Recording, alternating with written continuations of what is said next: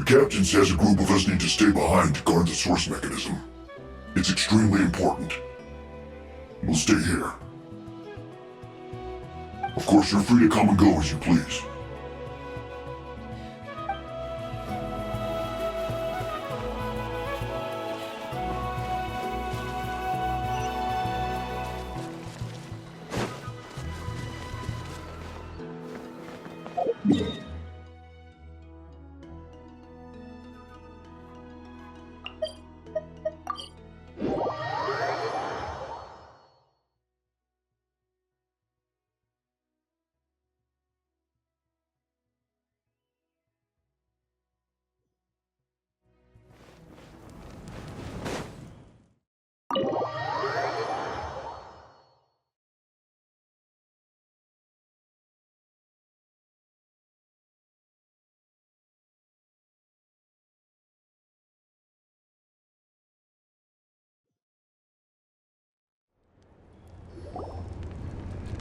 In that case, allow me to formally welcome the Fatui to our cause.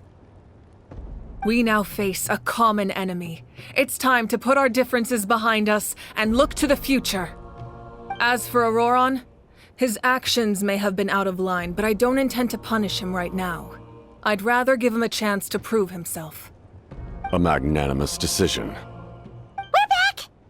Whoa, seeing the two of you chatting like this, Paimon almost feels like she's dreaming.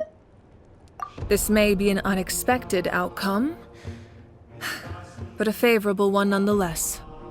Now that we're all here, I have some questions of my own. Tell me, how did you discover the source mechanism? We weren't getting any closer to obtaining the Gnosis, so I had my men scour Natlan for a different option. Auroron helped as well. We tracked down 3 scholars, Aberawa, Bosomtwe, and Kushtal, and combined the results of their research to locate this ancient device. I've never heard those names before. Seems like my own investigation failed to locate some critical personnel. I'm just not sure how I missed them. Strange. Perhaps they simply live in seclusion. In any case, their results speak for themselves. That's true. Now we have another option at our disposal. Compared to using the Gnosis, our current plan will buy us some time. And if all else fails, we still have this plan as a last resort, even though executing it will come at a heavy cost. But that means making everyone forget their past! We should definitely try to avoid it if we can. Oh, actually, speaking of the Gnosis, how did you know what it could do? That story begins with the Cataclysm 500 years ago. I failed to save Conria from the rampage of the Abyss. When the situation became unsalvageable, I fled to Natlan with the remainder of my platoon, only to find that Natlan had fallen victim to the same tragedy. I defended this land for quite some time, and, in the process, met the chief of the Masters of the Nightwind, Aizu. I'm sure many people viewed Conria as the cause of the tragedy, but Aizu was kind to me all the same, and even helped me in my time of need. From that moment, I made it my mission to aid Natlan. In battle, a warrior fights to win. Even though my homeland was lost, I was already committed to this fight. Together, Aizu and I fought many battles and overcame countless hardships. However, he was unable to escape his fate, and, in his final moments, told me the secret of the Gnosis. So it was him. He recommended using the Gnosis on several occasions, even before the tragedy. But I turned him down each time. You knew him, and you fought for Natlan all those years ago. Why don't I recognize you? It must be the mask. Even without the mask, my past appearance is long gone. Even with the curse of immortality, the flesh still rots.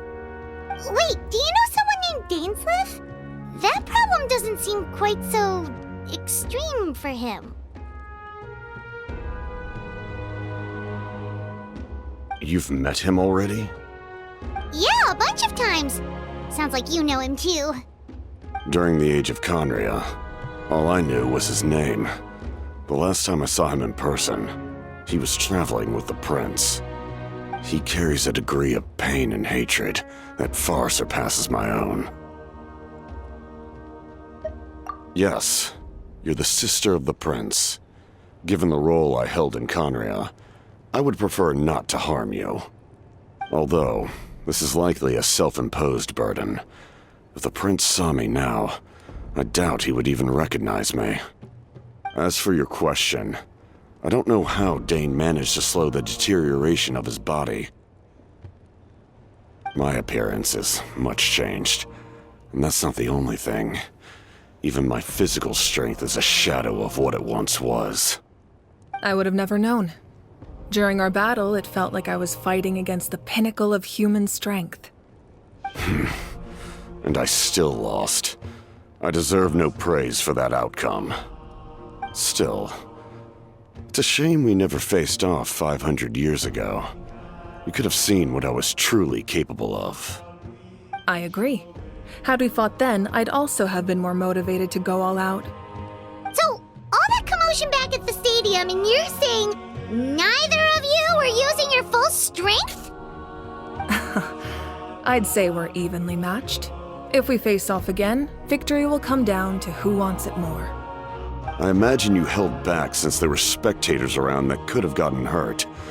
But capitalizing on that situation would have only led to a hollow victory.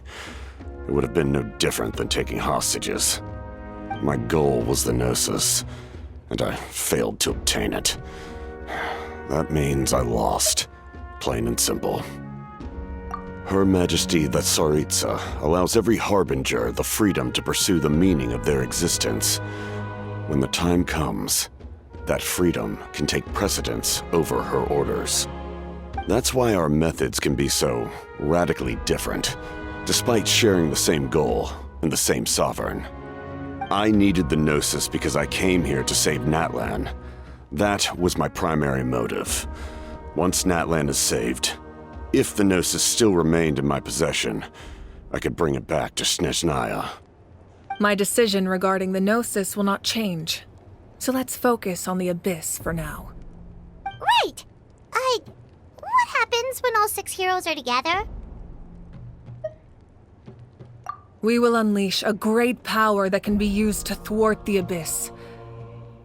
But only once. It's a power that Xbalanque gained from Renova.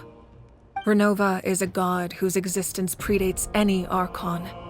You can think of her like an emissary of the heavenly principles. She controls the power of death. Wait, is that why you have the Ode of Resurrection? Yes. Renova also orchestrated Natlan's rules. As for the Divine Throne, like I said before, when a human ascends to the Divine Throne, their inner flame will awaken. The size of the flame depends on the person's potential. The same principle applies to the ruler of Death's power, with one notable distinction. The amount of power inherited will not change depending on your ability to tolerate it. In other words, it's a kind of power that not everyone can withstand. But if you survive the trial, you will gain unprecedented strength and the ability to harness powers more formidable than any Archon. That still sounds really risky. We cannot walk this path without accepting risk. Mualani charged into the Night Kingdom despite the abyssal contamination. Auroron fought back from the brink of death. In the face of their bravery, I must respond in kind. That is my duty. Spoken like a true leader. All right, that's enough for one day. You should head back and get some rest. I'm sure you're exhausted.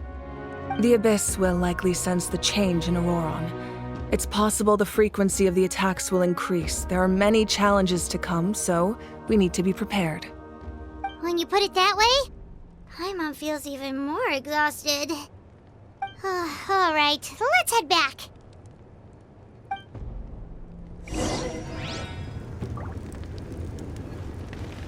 Now that we're working together, We'll need to coordinate our efforts. I'll leave a portion of my forces for you to command. That will definitely help relieve some pressure.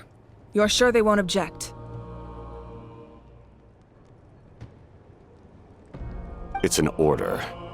I will make that clear. Excellent. I appreciate your trust.